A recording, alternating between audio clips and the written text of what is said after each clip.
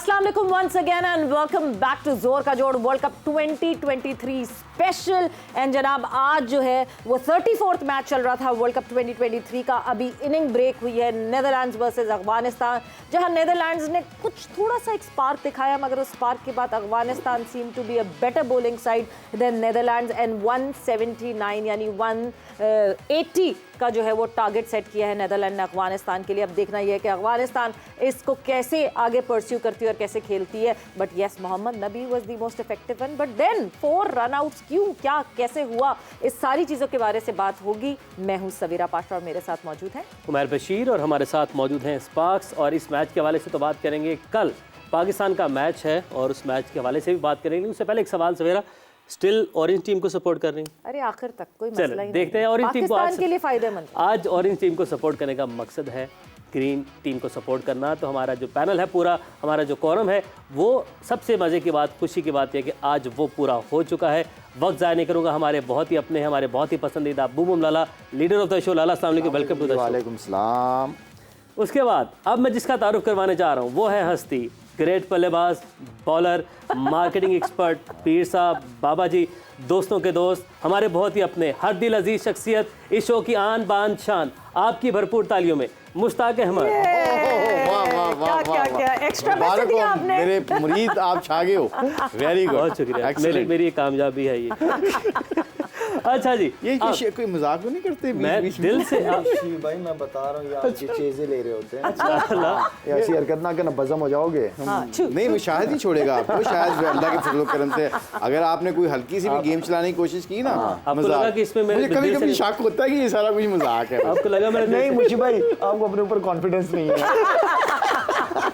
मैं चुप, मैं कोई बात नहीं करूंगा। अच्छा जी, इसके बाद हमें ज्वाइन किया है, 3 से 4 दिन का गैप था, बहुत सारे मैसेजेस भी आ रहे थे, ट्वीट्स भी आ रहे थे कि कहाँ गए वो लेजेंडरी बल्लेबाज जो कि इस शो की जान भी हैं। और आप भी हमारे बहुत पसंदीदा लेजेंडरी बल्लेबाज मोहम्मद यूसुफ इज़ बैक। यूसुफ भाई अस्सलाम वालेकुम, वेलकम टू द शो। वालेकुम सलाम, थैंक यू, बहुत शुक्रिया। और मैं भी मिस कर रहा था, लेकिन मैं आया नहीं ऑनलाइन। ऑनलाइन गया मिस कर रहा था। बड़ा कोई मतलब फ्रेश होकर आए आप यूके से? यूके की आबोहवा, एक एटमॉस्फेयर और जो वहाँ की सारी चीज़ें हैं बड़ी ज़बरदस्त। देखिए, इंग्लैंड एक मज़े की जगह है, मेरा ख्याल है। सारे जो भी जाता है मज़ा आता है, और वेदर बहुत अच्छा, लोग बहुत अच्छे हैं। हाँ, लोग बहुत अच्छे, दोस्त हमारे बहुत अच्छे हैं। अभी देखिए मैच देखा हमने जाके, मैंने और नसीम ने, मज़ा आया। वो भी एक नसीम शाह के साथ देखा है मैच। फुटबॉल का मैच देखने गए आप, और मेन्यू का मैच था वो न्यूकासल से गालिबन। हाँ, वो भी हार गए, कोई गोल नहीं हुआ मगर 3-0 मैनचेस्टर यूनाइटेड 3-0 से हार गई। सिटी ज्यादा बेहतर चल रही है। सिटी की टीम बहुत अच्छी है। सिटी पिछले कई सालों से सिटी ये मैनचेस्टर यूनाइटेड इस साल बहुत बुरा खेल रही है। जी जी। तो आपने बॉक्स में बैठ के देखा होगा? हाँ जी, ये देखे ना, अगर मैं बाहर बैठ, बहुत मजा आया। अगर मैं बाहर बैठ के देखता तो मैं फिर उधर ही टूट जाना था। मैंने इतनी ठंड थी ना यार, बाहर ओपन बड़ा मुश्किल काम। वो लोग कैसे देखते हैं, मैं हैरान आती है ना वो। अभी तो नवंबर, दिसंबर, जनवरी बारिश में देख रहे होते हैं बैठ के, बड़ी बात है वैसे। मगर कितना 80,000 का क्राउड था। हाँ बिल्कुल, और वो जिस तरह इन्वॉल्व थे, जो मैं देख रहा था, जो हमारे आगे थे, वो एक एक मूव पे वो शॉट डालते थे और परेशान होते थे। वैसे बहुत मजे की यहाँ से डिस्कशन एक शुरू होगी। लाला, मैं आपसे जरूर पूछना चाहूंगी, अब जब क्रिकेट ओलंपिक्स में चली जाएगी, आपको लगता है कि देखिए अभी इस वक्त सबसे पॉपुलर गेम फुटबॉल है दुनिया भर का, क्रिकेट उस लेवल पे आ जाएगी फिर? आपको लगता है ओलंपिक्स से बड़ा फायदा होगा? वेल, सबसे पहले ये चीज़ देखनी चाहिए कि हो कहाँ रही है अगली ओलंपिक। जी, एलए में हो रही है। अच्छा, एलए अमेरिका ऐसी जगह है कि वहाँ पे आपका हर किस्म का क्राउड है। आई मीन कि हर किस्म की नेशनैलिटी है वहाँ पे, तो वहाँ पे चांसेस बिल्कुल ज़्यादा हैं कि क्रिकेट देखने के लिए लोग बहुत जमा होंगे। और यूरोपियन मुल्क जो है वो अब टिल्ट होंगे क्रिकेट की तरफ, बिकॉज ओलंपिक्स में आपको एक मेडल जीतने का मौका मिल जाता है, एक कैटेगरी एक्स्ट्रा हो जाएगी। ज़बरदस्त अपॉर्चुनिटी सारों के पास है। Why not? क्रिकेट की डेवलपमेंट और प्रमोशन मेरे ख्याल में अब इन मुल्कों के ऊपर जो क्रिकेट को नहीं जानते, वहाँ पे भी आहिस्ता आहिस्ता काम शुरू हो जाएगा। और मुशी भाई तो बता रहे थे कि एक यूरोपियन मुल्क ने जो है वो कॉन्टैक्ट भी करना शुरू किया अपने स्ट्रक्चर के लिए। बिस्मिल्लाह रहमान रहीम। ये मैं कहने लगा था कि वाकई उन्होंने कहा था कि थ्रू फ्रेंड का कहा था कि जी they are very much interested Yes. To start that cricket को अपने ग्रास रूट्स पे लेके And this जाना is a चाहिए। European country that ये they're talking absolutely about. Absolutely हाँ. और वो इसलिए इम्प्रेस हुए हैं कि 2020 को T10 क्रिकेट को देख के I think they can actually जो इनका जो विजन है ना उनको पता चल गया कि यहाँ से पैसा भी जनरेट कर सकते हैं और अपने मुल्क को इससे एक्सपोजर भी मिल सकता है। और ये स्पोर्ट्स ऐसी है जो T10 2020 होने वाली आने वाले वक्तों में आई थिंक ये आपके मुल्क के दूसरी चीज़ों को बड़ा एंगेज कर सकती हैं थ्रू स्पोर्ट्स। और I think it's a very good idea to Olympic में जो किया है ना तो इससे बहुत ज़्यादा जनरेट होएगा, लोगों के एक्सेस बहुत जनरेट होंगे फाइनेंशियली बेसिक। जी, फाइनेंशियल बेसिस पे ऑब्वियसली एक्सेस बढ़ेगा, हॉस्पिटैलिटी डिपार्टमेंट जो है इससे बहुत बढ़ता है बिकॉज ऑब्वियसली और लोगों को इन्वॉल्वमेंट होगी। बट जल्दी से हम ज़रा इसकी जो इनिंग समरी है वो देख लेते हैं नीदरलैंड अफगानिस्तान की, देन बड़ी इंपॉर्टेंट डिस्कशन होनी है यहाँ इस प्लेटफॉर्म पे। सो अगर हम जल्दी से इनिंग समरी पे जो है वो नज़र डालें तो देख लेते हैं कि नीदरलैंड्स की तरफ से हुआ क्या एंड क्या हिकअप्स थे, क्या मसले थे। 179 सिर्फ स्कोर कर सके उमैर के साथ। अच्छा मुशी भाई, ये टॉप पे किस खिलाड़ी ने 58 रन बनाए? मुशी भाई नाम लेके दिखाएं। सर बुलंद सर बुलंद। अच्छा ठीक, आगे बी पे बाद में लगाया है। हाँ। क्योंकि एल L भी लगा लगाया दिया है, एल भी लगा दिया है, इंजीनियर चैट, इंजीनियर चैट बिल्कुल। चलो मेरा लेके दिखाओ नाम, बताओ। ये Engelbrecht. एंगरब्रेक्ट। ब्रेच। हाँ, साइब्रेन नहीं मगर वो जो जी है वो साइलेंट नहीं हो जाएगी? हाँ, नहीं नहीं मुशी भाई नहीं होगी। एंगरब्रेक्ट ये क्योंकि डच है बेसिकली, तो उसमें वो सारे जो वर्ड्स हैं वो उनको प्रोनाउंस करते थे। ये बेसिकली एंगरब्रेक्ट, पढ़ा लिखा या। नीचे देखिए खूबसूरती से मेरे पे आया था, मैंने बता दिया। एंगरब्रेक्ट है ये बेसिकली। मैक्स आउट इन्होंने किए हैं 42 ऑन 40। आखिरी वाला तो बता दें मुशी भाई। बहुत इजी है। नाम दैट एक्चुअली। चलो दूसरा वाला जल्दी बताएं। उधर मैक्स आगे भी है, मैक्स और dot. Max odour. So yes, तो ये इनिंग समरी, अच्छा स्टार्ट, एक विकेट गिरने के बाद दूसरी विकेट की पार्टनरशिप बहुत अच्छी लगी, लेकिन उसके बाद लाला क्या वजह बनी? प्रेशर लेके अफगानिस्तान का 4 तो रन आउट हुए। अब आप 4 रन आउट और चारों के चारों मेन बैटर। yes. तो आप क्या एक्सपेक्ट कर रहे हैं और ज़्यादा, और ख़ासतौर पे उनके स्पिनिंग जो बॉलिंग इस वक्त चल रही है अफगानिस्तान की, और ये गोरा खासतौर पे थोड़ा सा स्ट्रगल करता है वैसे भी स्पिनर्स के खिलाफ, क्योंकि जिस तरह की कंडीशन मुशी भाई ने पहले कहा कि इंडोर बैटिंग करते हैं, मशीनों पे बैटिंग करते हैं, यहाँ पे स्पिनर्स को कंट्रोल करना, खासतौर पे टॉप क्लास स्पिनर्स को आप फेस कर रहे हो, तो उनके खिलाफ अगर जेन्युइन बैट्समैन नहीं होंगे और आप रन आउट हो जाओगे फिर आप उम्मीद ना रखें ना लंबे टोटल की, वरना जान लंबे टोटल की तरफ ही रहते। लेकिन मुशी भाई ने जो 1 से 3 बजे के प्रोग्राम के अंदर बात की थी और वही हुआ है, तो इसलिए आपने उनको अपना हजरत बनाया हुआ है, क्योंकि स्पिनर्स के खिलाफ उन्होंने वाकई स्ट्रगल की है और जो टोटल करने जा रहे थे वो टोटल से काफ़ी पीछे है। तो मुशी भाई अब अफगानिस्तान की टीम एक छोटा टारगेट है सामने, कोशिश करेगी जल्द से जल्द इसको अचीव करे, बिकॉज जब नेट रन रेट की बात करते हैं तो इस वक्त अफगानिस्तान का net run rate is -0.718 and Pakistan का नेट रन रेट इज -0.024, तो विच मीन्स कि इनको बहुत जल्द से जल्द इसको अचीव करना होगा कि नेट रन रेट को ऊपर बढ़ा सकें। आई थिंक वो थोड़ा सा स्मार्ट क्रिकेट इसलिए खेलेंगे कि ये इनको भी वनरेबल हो सकते हैं। अगर इनकी 2-3 विकेटें ऊपर से गिर गई तो ये छोटा जो स्कोर होता है ना, छोटा स्कोर, मैंने क्रिस गेल से एक दफ़ा पूछा कि जब 300 करना होता है तुम बड़ा जाके ठक्का लगा लेते हो, पूरी बारी लेते हो, विकेट नहीं गिरने देते, कहता है, और जब छोटा स्कोर होता है 150 या 180 करना होता है तुम पहली बॉल से जाके चलाना शुरू कर देते हो। वो कहता है छोटे स्कोर में क्या होता है कि अगर आप जाते ही अटैक कर दो ना तो जो ऑपोजिशन को थोड़ी बहुत होप रहती है ना, वो अगर 30-35 आप जल्दी कर देते हो ना वो भी छोड़ देते हैं, वो गिव अप कर देते हैं। तो आई थिंक ये अफगानिस्तान के जितनी भी मैनेजमेंट बैठी होगी वो डेफिनेटली ये ज़रूर सोचती होगी कि ये स्कोर जितनी जल्दी कर सकें ताकि हम आने वाले मैचों के अंदर यकीन करें। ये मुझे आई कैन सी बड़ा मुझे डेंजरस लग रहा है, मैं बता रहा हूँ आपको, अफगानिस्तान के ना they are very much into that 4 team, let me tell you। इनके पास एक्स्ट्रा मैच की, हमारे पास 2 मैच है, इनके पास एक मैच के बाद 2 मैच है, कल हमारे पास एक रह जाएगा, कल पाकिस्तान का भी। फॉल ऑफ विकेट्स अगर यूसुफ आप इनको एक्सप्लेन कर सकें, फॉल ऑफ विकेट्स को क्या गलतियां होती रहीं? अब देखिए रन आउट पे तो कुछ कह नहीं सकते, लेकिन मुझे लग रहा है स्पिनर्स के अगेंस्ट वो हाथ वो ये भी नहीं चेक कर रहे, और कोई ऐसा ज़्यादा टर्न हुआ नहीं है। नबी तो बिल्कुल सीधी बॉलों पे आउट कर रहा है, वो उसको ऑफ स्पिन खेल रहे हैं, वो बॉल बाहर निकल जाता है या सीधा रह जाता है, कुछ ज़्यादा बहुत ज़्यादा कोई टर्न नहीं है। अगर आप देखें तो राशिद को वैसे विकेट नहीं मिल रही, क्योंकि राशिद को जो जल्दी करता है वो विकेट देता है। राशिद को अगर आराम से खेलते हैं कोई मसला नहीं है। थोड़ा सा ये लेफ्ट आर्म स्पिनर जो नूर है ये थोड़ा उनको मुश्किल कर सकता है। ये पहली उसने विकेट की भी है। Yes. बाकी आप देखें कोई इतना स्पिन स्पून ये सब रन आउट है, ये तो बहुत अच्छी थ्रो थी। लेकिन क्या ऐसा भी होता है यूसुफ भाई कि आपके ऊपर जब बॉलर्स का प्रेशर हो तो फिर आप नॉन स्ट्राइक एंड पे जाने की जल्दी भी करते हैं, तो इस वजह से भी आप रन आउट होते हैं, ऐसा भी होता है? ऐसा तो नहीं, लेकिन कोई ऐसी बॉलिंग भी तो हो रही होगा ना जो बहुत ज़्यादा टर्न हो रहा है या बहुत ज़्यादा कोई मुश्किल बॉलिंग हो रही है। मैं आप नबी की बॉलिंग आप उठा के देख लें सारे ओवर स्ट्रेट फील्डर के हाथ में और वो रन के लिए भाग रहे हैं, वो ये फिर बहुत बड़ी गलतियां कर रहे हैं। ये आप समझे कि वो घबरा गए। ये स्टंप टीम किस पे तरह जब घबराती है ऐसे ही stumping. होता है। कीपर ने भी बहुत अच्छी कीपिंग की है अगर आप देखें। बिल्कुल। अब ये इकराम भी आखिर सीधा में जो बॉल है ना, था। इकराम है इनके ये भी कीपर। इतना ब्रेक नहीं हुआ लेकिन दूर चला गया वो बॉल से। वैसे जितने स्विफ्ट हैं इनके कीपर जो है इकराम, मतलब वो आप देखें रिफ्लेक्सेस टाइम कितना स्लो है, कितनी तेजी से वो कर रहे हैं। Very good fielding by Afghanistan. Flexible बहुत है, फ्लेक्सिबल बहुत है। और जिस तरीके से लुक एट हिम, मेरे ख्याल में उम्र भी कोई इतनी ज्यादा बिल्कुल भी नहीं लग रही मुझे तो, और काफी फ्लेक्सिबल है। और एक कीपर के लिए जब फ्लेक्सिबल हो तो इजी टू रीच एनीवेयर, जो उससे आउट ऑफ रेंज हो। गुरबाज फील्डिंग कर रहे हैं, ये भी एडवांटेज है। गुरबाज इसके साथ साथ जो विकेट कीपर ऐसे होते हैं जिनके पास मिस्ट्री 2-3 स्पिनर हो, जिस तरह राशिद है लेग स्पिन गूगली करता है, नूर है, ये ऐसे स्पिनर्स के खिलाफ जो विकेट कीपर के जो eye and hand and eye coordination होता है ना, वो बड़ा तगड़ा हो जाता है, because he has to watch the ball all the time, तो he become second nature for him, उसकी फिर आदत बन जाती है। इसलिए ये अच्छा कीपिंग करता है, क्योंकि ये स्पिनरों को ये करते करते इनको आदत पड़ जाती है। बिल्कुल 23 इयर्स के हैं ये आखिल इमरान, और जो है वाकई बहुत अच्छी परफॉर्मेंस इनकी आ रही है। एक बहुत इंपॉर्टेंट चीज़ जो कि ब्रॉडकास्टर्स ने दिखाई, दैट इज़ एक तरफ है राशिद खान और दूसरी तरफ है नूर। एक राइट आर्म है, एक लेफ्ट आर्म है, उनकी कंपैरिजन देखें, ये आप लोगों को दिखाना ज़रूरी है।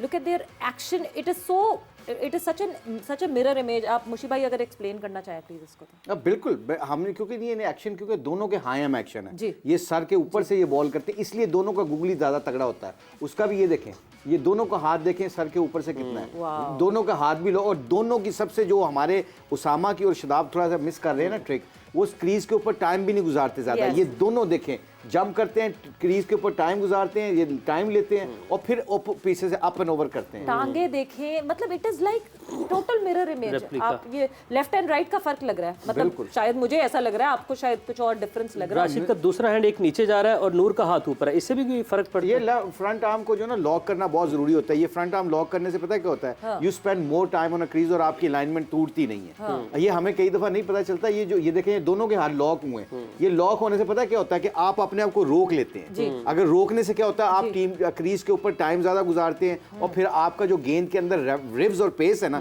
वो नेचुरल आ जाते हैं। कई दफा उसामा की और शदाब की पेस क्यों नहीं बढ़ती, क्योंकि अगला फ्रंट आर्म लॉक नहीं होता, क्रीज के ऊपर टाइम गुजारते नहीं है, तो फिर आपका सिर्फ उंगलियां और रिस्ट काम कर रहा होता है, जाके बाकी आपका नीचे से जितना भी हिस्सा है ना टांगों का, आपकी बैक का, वो नहीं लगता। जैसे ये शायद एज ए लेग स्पिनर हमेशा कहता था यार मेरी कमर नहीं लग रही, क्योंकि कमर कई दफा इसलिए नहीं लगती कि आप क्रीज के ऊपर टाइम नहीं गुजारते।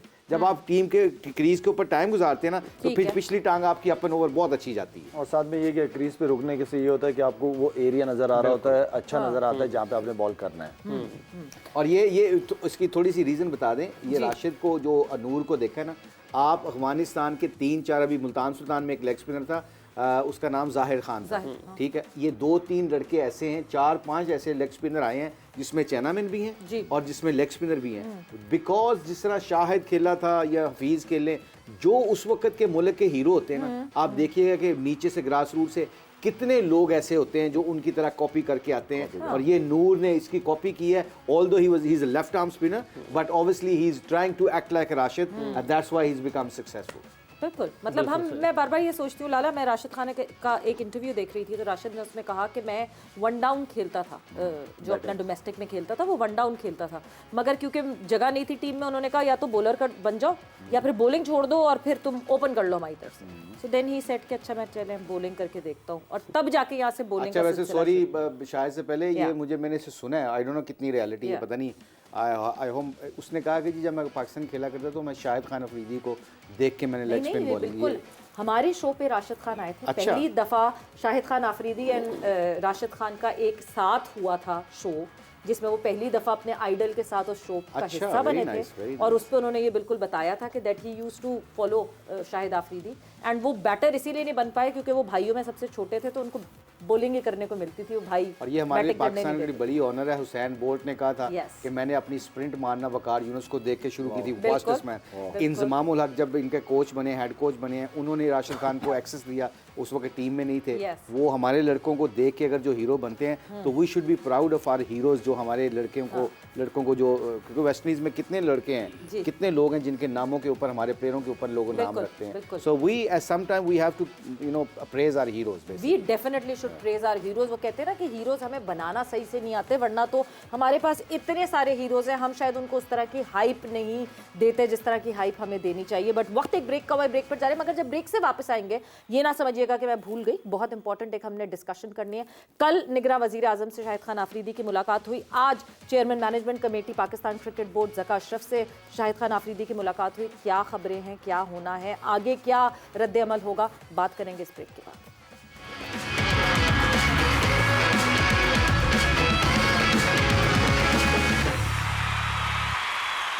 वेलकम बैक टू जोर का जोर। डिस्कशन को वहीं से आगे बढ़ाएंगे। इस अफगानिस्तान की बैटिंग जारी है, लेकिन सबसे पहले जे डॉट के लकी विनर का नाम अनाउंस करेंगे। कल का सवाल क्या था आपको बताते हैं कि वर्ल्ड कप की तारीख में सबसे ज़्यादा बार इनिंग में 5 विकेट्स लेने का एजाज़ किस बॉलर को हासिल है। मैक्सिमम फाइफर का रिकॉर्ड किस खिलाड़ी ने बनाया है। इसका आसान सा जवाब है, कल भी हमारे तमाम जो लेजेंड्स हैं उन्होंने गेस कर लिया था, मिचेल स्टार्क। मिचेल स्टार्क ने 3 मरतबा 5 विकेट्स एक मैच में, एक इनिंग में हासिल की हैं। महद सज्जाद है जिन्होंने लाहौर से इसका सही जवाब दिया। तो महद, आपको बहुत बहुत मुबारक हो, जे डॉट का ज़बरदस्त सा परफ्यूम आपने जीता है। आज का सवाल बिला किसी ताख़ीर के आपके सामने रखता हूं कि वर्ल्ड कप की तारीख में सबसे ज़्यादा कैचेस पकड़ने का एजाज़ किस खिलाड़ी को हासिल है।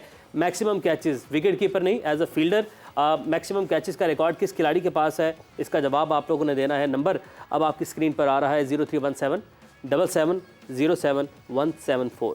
इस नंबर पर कॉल करें और इस सवाल का जवाब दें। कल के लकी विनर आप हो सकते हैं। बिल्कुल जी, जल्दी से इस पे कॉल करें और जवाब दीजिए। एंड अब मूव ऑन करते हैं उस डिस्कशन के ऊपर जिसका बहुत शिद्दत से सभी लोग इंतजार कर रहे हैं। बिकॉज लाला, आपकी तरफ मैं आऊँगी। आपकी मुलाकात हुई कल निगरां वज़ीर आज़म साहब से, और फिर आज आपकी मुलाकात हुई the chairman of Pakistan cricket board management committee Zaka Ashraf साहब से। क्या डिस्कशन हुई, क्या अपडेट है, हम क्या बेहतरी देखने वाले हैं? सफ़ीरा, पहले तो मैं पीएम साहब का शुक्रिया अदा करूँगा, उन्होंने इनवाइट किया और उनका क्रिकेट के लिए लेके उनकी फ़िक्र बहुत ज़्यादा थी, जो कि पढ़ोंगी होनी चाहिए हर इश्यूज़ के हवाले से। और वो चाह रहे थे, उन्होंने कुछ हद क्रिकेटर्स का नाम लिया, बताया कि इनकी आप लोगों की सबकी बड़ी खिदमात हैं, आप लोगों को आगे आके क्रिकेट के लिए काम करना चाहिए। तो हमने कहा जी हम तो हमेशा अवेलेबल हैं, वाई नॉट, इस तरह की अपॉर्चुनिटी हो सामने आती है तो अवेल करनी चाहिए हम सबको, जितने भी क्रिकेटर्स हैं। उसके बाद तो फिर उन्होंने कहा कि चेयरमैन साहब आपसे जो है वो मिलेंगे। तो चेयरमैन साहब के साथ आज मुलाकात रही, ऑनेस्टली बड़ी अच्छी मुलाकात रही। बात हुई कम्युनिकेशन, जब आप बैठते हो तो गपशप लग जाती है, चीज़ें होती हैं। देखिए, प्रॉब्लम्स हैं, प्रॉब्लम्स को हल किस तरह करना है ये पता होना चाहिए आपको। तो उनको जब मैंने उनके साथ प्लान शेयर किया ग्रास रूट लेवल पे, ख़ासतौर पे आपकी अंडर 13, अंडर 16, अंडर 19 लेवल, और शाहीन जो ए टीम ही कह लें आप उसको, पाकिस्तान ए टीम, तो इस हवाले से जो इम्पोर्टेंट चीज़ें थी वो उनके सामने मैंने रखी हैं। क्योंकि हम कैंप्स तो लगा लेते हैं, लेकिन कैंप सिर्फ 1 महीने का लगता है, फिर पूरे साल उन बच्चों का पता नहीं चलता। आप लीग्स तो करा लेते हैं, उस लीग के टैलेंट को जमा करके आपको, क्योंकि आपकी जो एकेडमी है ना, ये स्कूल है जी, बिल्कुल। यहाँ पे जिस तरह आप स्कूल जाते हैं तो इस तरह ये स्कूल है क्रिकेटर्स का, आपको आना पड़ेगा इस एकेडमी को, आपको पूरे साल चलाना पड़ेगा। तो उनके साथ मैंने वो शेयर किया। एंड देन क्योंकि अब अगर एक जिम्मेदारी मिलती है तो फिर मेरे ऊपर भी रिस्पॉन्सिबिलिटी उस हिसाब से बढ़ती है कि मैं जो मेरी नज़र में टॉप कोचेज़ हैं पाकिस्तान के, बाहर के नहीं, पाकिस्तान के, जिन्होंने कोर्सेज भी किए हैं, जिन्होंने क्रिकेट भी काफ़ी खेली है, जो काफ़ी एक्सपीरियंस्ड भी हैं, तो वही कोचिंग सिस्टम जो है फिर वो सारा साल चलेगा। मैं नहीं चाहूँगा कि वो बच्चे किसी और के कोच के अंडर में चला जाए। तो फास्ट बॉलिंग का कोच, फील्डिंग का coach, and then trainer, and then क्या कहते हैं, स्पिनर, बैटिंग कोच, टेक्निकल जैसे हमारे पास यूसुफ है, विकेट कीपर जैसे हमारे पास वर्ल्ड क्लास विकेट कीपर गुजर चुके हैं, जो एक्स क्रिकेटर्स हैं, तो उनके अंडर में वो एक टीम जो मेरे अपने दिलो दिमाग में है कि वो उस टीम को काम करना चाहिए इन बच्चों के साथ, उन बच्चों की ग्रूमिंग होनी चाहिए। सबसे इंपॉर्टेंट चीज जो हमेशा मैं डिस्कस करता रहा हूं कि ग्रूमिंग उन बच्चों की होनी चाहिए। उन बच्चों को कल अगर सवेरा जाके खड़ी हो जाए, उन बच्चों के साथ कैमरा ले जाए, माइक पकड़ ले उनके सामने, तो उन बच्चों के इतना कॉन्फिडेंस हो कि खुल के अपने बारे में बात कर सके, बता सके। उन बच्चों को इंसानियत का सबक देना चाहिए। इसलिए कि उस एकेडमी से हर बंदा क्रिकेटर बन के नहीं निकल सकता, लेकिन एटलीस्ट उस एकेडमी से जितना अरसा भी वो बच्चा रहे, एक इंसान, एक अच्छा पाकिस्तानी बन के उस एकेडमी से निकले, होना चाहिए वो, बिल्कुल होना चाहिए। तो इन जो कि चेयरमैन साहब को बहुत पसंद आई मेरी ये सारी चीज़ें, समझ आई उनको इस चीज़ का, और वो इंशाल्लाह कह रहे हैं हम आपके साथ दोबारा मिलना चाहेंगे और दोबारा इस चीज़ को मैं प्रेजेंटेशन पेश करूंगा, उनको बताऊंगा कि मेरा अपना पर्सनल उन बच्चों को लेके क्या प्लान है। बिल्कुल। तो हम सिर्फ जूनियर लेवल पे इस वक्त बात कर रहे हैं, क्या नेशनल लेवल पे कोई डिस्कशन हुई आप? फिलहाल जूनियर लेवल मेरी नज़र में बहुत इंपॉर्टेंट है, इसलिए कि जूनियर लेवल से ही बच्चा ऊपर जाएगा, एंड देन फिर कम्युनिकेशन बिटवीन, जो भी मुझे इस पे वो मिलता है, क्या जिम्मेदारी मिलती है between me and head coach of Pakistan, selection committee के चेयरमैन, कम्युनिकेशन ही होती है। बिल्कुल कम्युनिकेशन से, एंड देन फिर हम बता सकेंगे कि हमारे पास ये टैलेंट है, ये आगे जा रहा है। अगर किसी बच्चे को फर्स्ट क्लास क्रिकेट के अंदर, और हम चाहते हैं कि 2-3 साल खेले एंड देन फिर उसको पाकिस्तान टीम की तरफ लेके जाए, लेकिन फर्स्ट क्लास क्रिकेट इंपॉर्टेंट होगी। बहुत ही कम बच्चे होते हैं जो 19 साल या 20 साल का बच्चा जो है वो ठक करके, वो एक्स्ट्रा ऑर्डिनरी टैलेंट होता है जो पाकिस्तान के लिए चला जाता है डायरेक्ट, लेकिन through proper channel first class cricket हर प्लेयर के लिए इंपॉर्टेंट होगी, बहुत इंपॉर्टेंट होगी, मगर कंसिस्टेंसी भी इंपॉर्टेंट होगी। लाला, एक चीज़ बहुत ज़रूरी है, क्योंकि सबको ये डाउट और वो है कि क्या आगे होगा, हमारी चेयरमैनशिप जितनी तेज़ी से तब्दील हुई है। तो ज़का अशरफ साहब, अब ये ऑब्वियसली पूछना उनसे चाहिए मुझे सवाल, मगर क्योंकि आज आप उनसे मिलकर आए हैं, क्या उनकी मयाद और बढ़ेगी आगे? मैंने ये स्ट्रेट सवाल पूछा उनसे।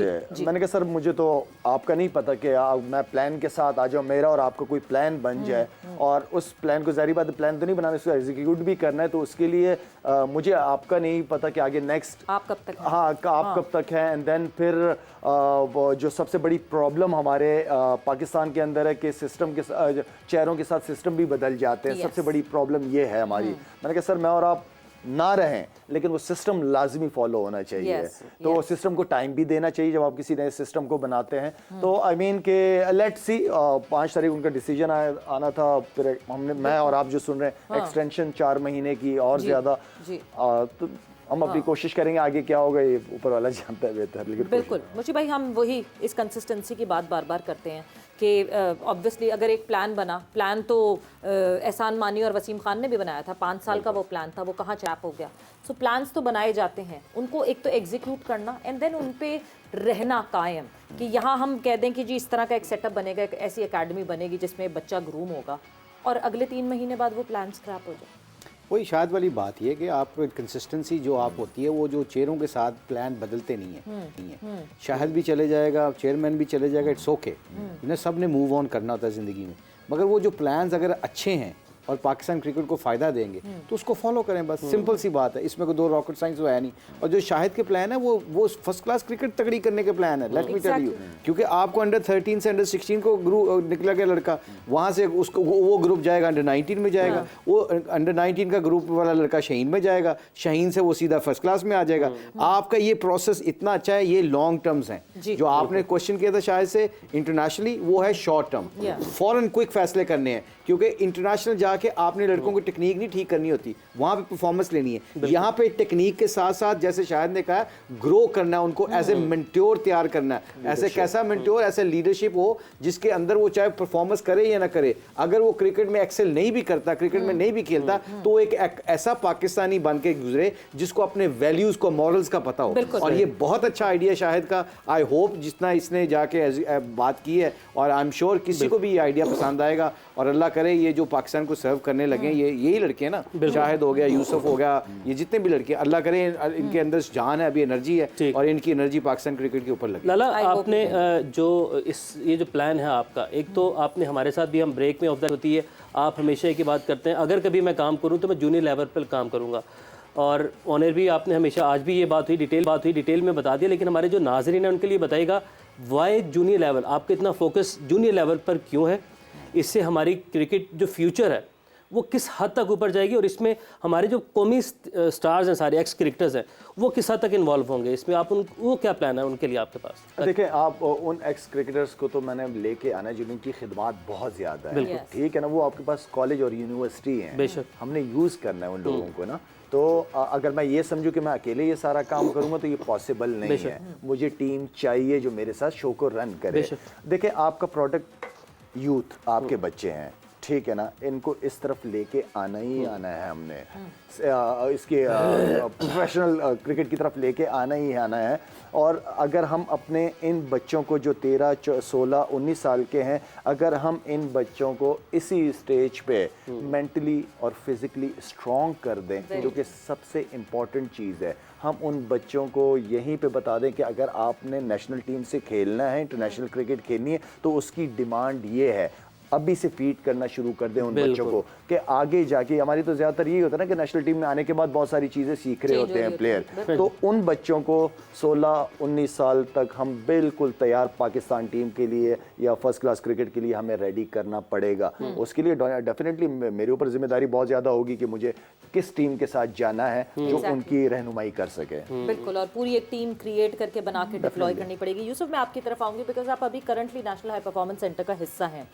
अभी हम सिर्फ ये देखते हैं कि नेशनल हाई परफॉर्मेंस सेंटर में जनरली रीहैब के लिए यूजुअली ज़्यादातर प्लेयर्स आते हैं, इंस्टेड के कोई एक प्लेयर जिसमें ये बताया जाए कि नहीं जी डोमेस्टिक में लगा ऐसे कि लड़का चक कर रहा है या इसकी बॉलिंग में मसला है या इसकी बैटिंग के स्टांस में मसला है, वो वाली चीज़ें नेशनल हाई परफॉर्मेंस सेंटर में अभी करंटली नहीं होती। Correct me if I am wrong. ये थ्रोइंग का तो मुझे नहीं पता कि इसका क्या है, ये तो मेरा ख्याल बायो मैकेनिक्स वाले इसको देखते होंगे, ये इसका आइडिया नहीं मुझे। ठीक है, लेकिन जो फर्स्ट क्लास में लड़के परफॉर्म कर रहे हैं, ठीक है, ये वहाँ के कोचेस का काम है कि ये लड़के ने यहाँ इस तरह की विकेट पे इस तरह की बॉलिंग के ख़िलाफ़ इतने रन्स किए हैं। ठीक है, हमें लग रहा है कि इसमें ये चीज़ें और अगर इम्प्रूव हो जाएँ, ये नहीं कह सकते कि सही नहीं है या ये ऐसी चीज़ें नहीं बात करनी चाहिए, इम्प्रूवमेंट की बात करनी चाहिए, पॉजिटिव चीज़ होनी चाहिए कि वो कोच हमें क्या उसके बारे में फीडबैक देता है।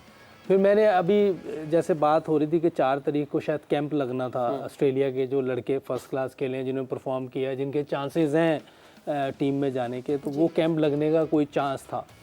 तो मैंने उधर ये कहा था कि जो भी लड़का है उसका हेड कोच भी आना चाहिए वहाँ का। अगर बैटिंग कोच है, कोई बैट्समैन आता है जिसको आप समझ रहे हैं कि ऑस्ट्रेलिया लेके जाना है, तो उसका बैटिंग कोच भी साथ है। टेस्ट सीरीज की बात करें, ये जो अभी टेस्ट सीरीज के लिए कैंप लगने की बात हो रही थी, अभी पता नहीं होना है कि नहीं, अल्लाह ही बेहतर जानता है, लेकिन ये बात चल रही थी पहले। तो मैंने ये कहा था कि जो बैटर्स आते हैं, मैं बैटर्स की बात कर रहा था कि उसके साथ उनका बैटिंग कोच भी है, यानी कायदे-ए-आज़म ट्रॉफी में जो फर्स्ट क्लास में उनके साथ थे भी, वो लड़का कैसे क्या कर रहा था क्या नहीं, हमें भी पता हो ना। वो कुछ और बता रहा है, मैं कुछ और बता दूं, तो वो एक अजीब सी माहौल बन जाता है। तो इसलिए उसका आना भी ज़रूरी है ताकि हमें आइडिया हो जाए कि ये क्या उन पे काम कर रहे हैं, ये किस तरह उनको लेके चल रहे हैं। क्या पता वो इतनी अच्छा काम कर रहे हो, हम खराब कर दें उसको, तो वो उनका आना भी ज़रूरी है। इस तरह का कोई चेन बनेगी तो पाकिस्तान की क्रिकेट बेहतर हो सकती है। वेरी ट्रू, सिंक्रोनाइजेशन बहुत जरूरी है। सारे कोचेस को एक पेज पे होना पड़ेगा, सिंक्रोनाइज होना पड़ेगा। ऐसा ना हो यंग लड़का एक कोच कुछ और कह रहा हो, दूसरा कुछ और कह रहा हो, वो यंग लड़का आप देखिए क्विकली आप जल्दी से बताऊं, जर्मन में एक जो जज था ना, उसने गवर्नमेंट से जाके अपील की कि हमारी सैलरी बढ़ाए। आपने अपने स्कूलों की टीचर्स की, यूनिवर्सिटीज़ के टीचर्स की, प्रोफेसर्स की आपने सैलरी बढ़ा दी, हमारी बढ़ाएं। हम तो लॉ, आपका इकॉनमी, सब कुछ हम लुक आफ्टर कर रहे हैं। जिस कंट्री का लॉ तगड़ा होता है वो चीज़ें कामयाब होती हैं। तो आगे से उन्होंने पता क्या कहा कि क्यों ना उनकी सैलरी बढ़ाई जाए जो आप जैसे पढ़े लिखे जजों को पैदा करते हैं, जो स्टूडेंट बनाते हैं। They are the most deserving people. So इसका पॉइंट ऑफ व्यू बिल्कुल ठीक है। ऐसे लोग लेके आएँ, ऐसे बंदे आएँ जो आके इम्पैक्ट डाल सकें नीचे। वहाँ से जो पौधे निकलेंगे ना, फिर वो बड़े होकर वो छाँव भी देंगे और फल भी देंगे। और जो इम्पोर्टेंट चीज़ एक और थी सवेरा, क्योंकि आपको अच्छे लोग चाहिए, टॉप कोचेस चाहिए नीचे लेवल पे, उनकी सैलरीज पे कोई कॉम्प्रोमाइज़ नहीं होगा। उनको अच्छी सैलरीज, मेरी ये ख्वाहिश है कि मैं उनको दिलवाऊँ, सिखा जाता है, लेकिन मैं अपना प्लान बना रहा हूँ कि उनको अच्छी सैलरीज दी जाएंगी ताकि वो खुल के काम कर सके, एक बड़ी जिम्मेदारी ले सके और एज अ टीम काम कर सके। बहुत इंपॉर्टेंट ये बात है क्योंकि जूनियर लेवल पे जितना काम एक कोच को करना पड़ता है, नेशनल लेवल पे जाके उतना काम करना पड़ता है, बिकॉज ट्वीकिंग ही रह जाती है नेशनल लेवल पे। बट यस, एक बहुत अच्छी डिस्कशन यहाँ पे हुई है और अब मेरा पसंदीदा सेगमेंट आने वाला है जहाँ पे हम कहते हैं प्रेडिक्शंस। सो यस, प्रेडिक्शन कल की क्या हुई थी प्रेडिक्शंस वो आपको पहले दिखाते हैं एंड देन जरा पॉइंट्स टेबल पे नजर डलवाते हैं एनालिस्ट के, बिकॉज एक शॉक मिलने वाला है मोहम्मद यूसुफ को यहाँ पे। जी कल की प्रेडिक्शंस। मुंबई में खेला जाएगा इंडिया वर्सेस श्रीलंका। जी लाला मेरे ख्याल शाहिद और यूसुफ तो इंडिया की जाएंगे। खुद ही मैं प्रेडिक्शन वैसे ही आप अपना बोले, हमारी फिक्र ना करें, अपना बताएं पहले। मैं अब इसलिए पता क्यों पहले जाने लगा ताकि ये मेरे उल्टा चले। श्रीलंका जी। ओ लाला योर टीम इंडिया। इंडिया। और यूसुफ से हम पूछ लेंगे कि उनकी कौन सी टीम वो सिलेक्ट करेंगे। मोस्ट प्रॉब्ली वो भी इंडिया सिलेक्ट करेंगे because obviously India is strong right now जिस तरह खेल रही है। आउट श्रीलंका नहीं कल जल्दी हुई। जी मुश्ताक भाई आप जल्दी आउट हो गए। पॉइंट्स टेबल देख लेते हैं। अभी पॉइंट्स टेबल में काफी चेंज आपने नोट करना है कि क्या चेंज आया है। प्लीज देखिएगा। प्रोएक्टिव होइएगा। यूसुफ भाई 44 पॉइंट्स लीड कर रहे हैं। लाला +10 कैसे मिल गए, क्या मकसद है, कोई हैंडीकैप?